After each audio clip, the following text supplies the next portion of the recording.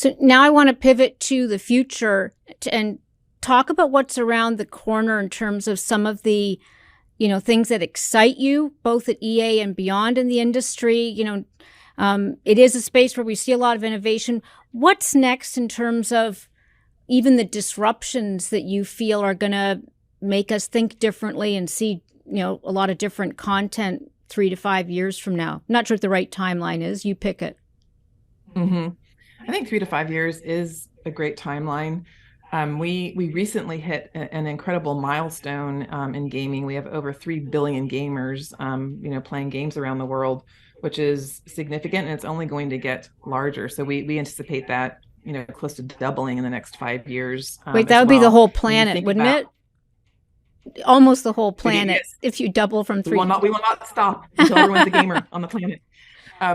These current generations are growing up on games. Gaming is their preferred entertainment over TV, over music, over movies. And so we're going to see this emergence of people in the world influencing entertainment.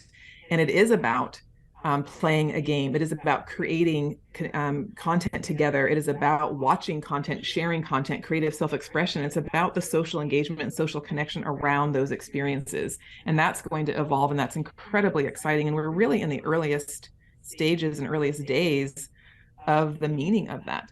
When you think about games now, we have a game, our FIFA game, which will be EA Sports FC, this year we're launching.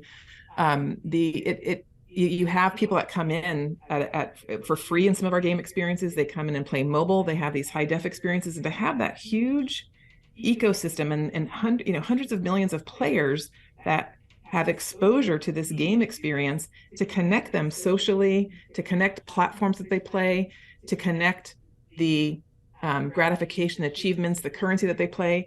That's the road ahead. That's the opportunity for us. And we have many franchises that this will happen with. Our Sims franchise is just this beautiful creative expression, create content, share content, support each other, lift each other up, and share, create, the houses that they're building. Yeah, and create the offline experience too. Because I noticed that with Gen Z, they want to be turning off, the computers and meeting in person. And I know that you've facilitated some of that.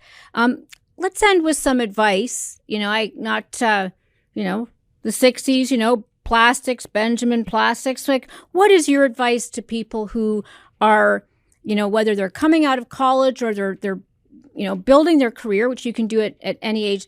Any thoughts as to when people that you would say to them that worked well for you?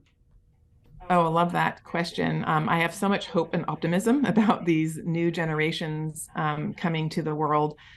Some of the worst advice, and I'll share with you the worst advice and best advice I've received. And some of the worst advice was to adapt and to not make waves and to go with the flow of a culture and organization.